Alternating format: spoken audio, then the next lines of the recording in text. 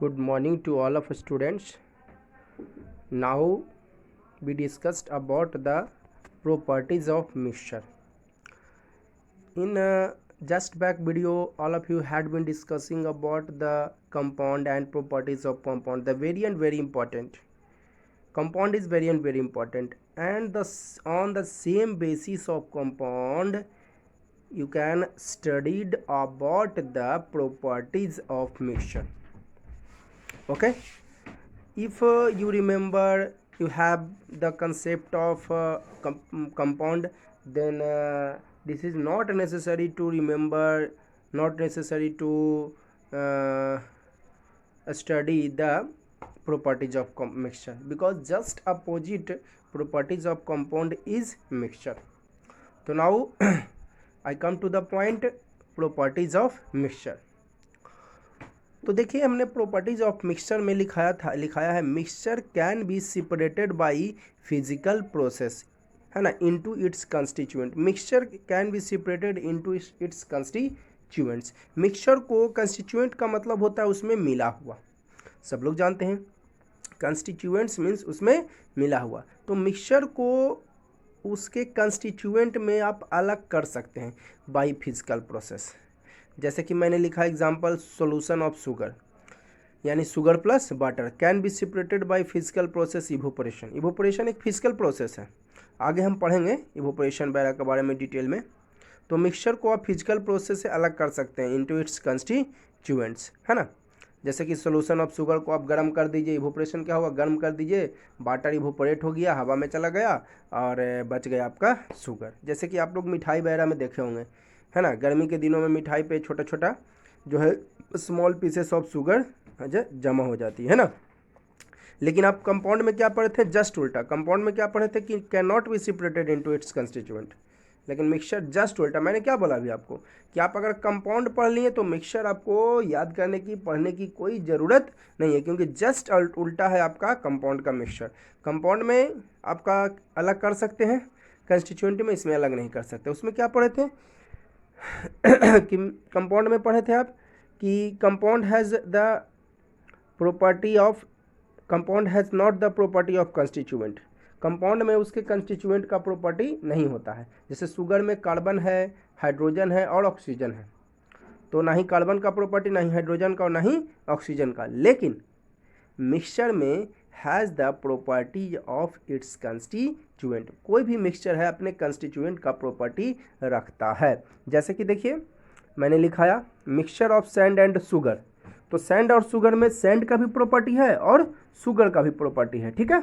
अगर गलती से आप टेस्ट कर लोगे सैंड और शुगर के मिक्सचर का, तो आपको बालू जैसा प्रॉपर्टी भी मिलेगा और आपका मीठा मीठा भी लगेगा, दोनों प्रॉपर्टी मिलेगा.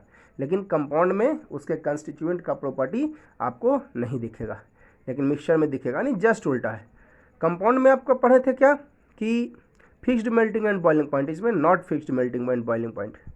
कंपाउंड में आप पढ़े थे कि आपका constituent of compound are present in definite ratio by wait.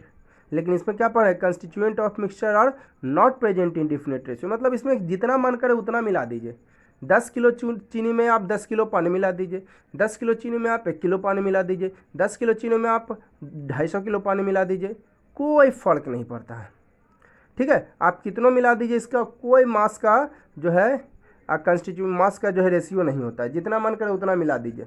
10 kilo बालू 2 किलो सीमेंट मिला दीजिए, 10 किलो बालू 500 किलो सीमेंट मिला दीजिए, तो भी मिक्सचर है. तो इसमें कोई डिफिनिट रेशियो नहीं है. उसमें क्या पढ़े थे कि होमोजेनियस, कंपाउंड में कि होमोजेनियस मिक्सचर होता है. इसमें होमोजेनियस भी हो सकता है और हेट्रोजेनियस भी हो सकता है, ठीक है. जैसे मैंने लिखा सोल्यूशन ऑफ साल्ट, ये होमोजेनियस है, यानी खुली आंखों से अलग अलग साल्ट को और वाटर को नहीं देख सकते हो. लेकिन mixture of sand, water and sugar ये हेट्रोजेनियस मिक्सचर. तो इसके बारे में मैंने चर्चा आप लोग पिछले वीडियो में कर दिया था, है ना. और क्या लिखा है, when a mixture is formed then energy is neither release nor absorb. ना मिक्सचर बनता है, ना ही एनर्जी रिलीज होता है और ना ही एब्जॉर्ब होता है. लेकिन कंपाउंड में आपने क्या पढ़ा था कि जब भी मिक्सचर बनता है तो एनर्जी या तो रिलीज होती है या तो एब्जॉर्ब होती है. मैंने आपको एग्जांपल देके भी बताया था, ठीक है.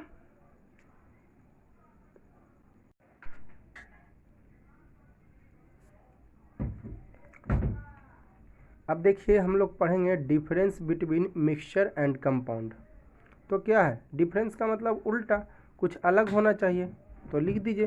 देखिए एगो तो डिफिनीशन टाइप का मैंने लिखा दिया है ना, कंपाउंड और मिक्सचर का, कि डिफरेंस बिटवीन कंपाउंड और मिक्सचर में एक तरफ कंपाउंड लिख दिया और एक तरफ मिक्सचर। कंपाउंड में क्या लिखा कि कंपाउंड इज कंबाइंड ऑफ 2 और मोर type of elements in definite ratio by wait और नंबर ऑफ आइटम्स। तो डिफिनीशन में ही मैंने लिखा था आप लोगों को।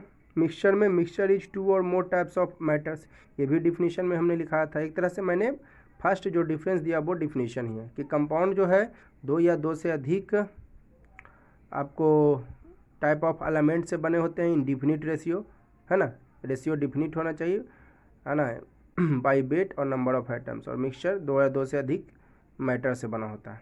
ठीक है, अब देखिएगा आपको मिक्सचर कंपाउंड में लिखा है कि प्योर सबस्टांस और मिक्सचर में इम्प्योर सबस्टांस। कंपाउंड में लिखा है होमोजेनियस और मिक्सचर में लिखा है होमोजेनियस और हेट्रोजेनियस, है ना।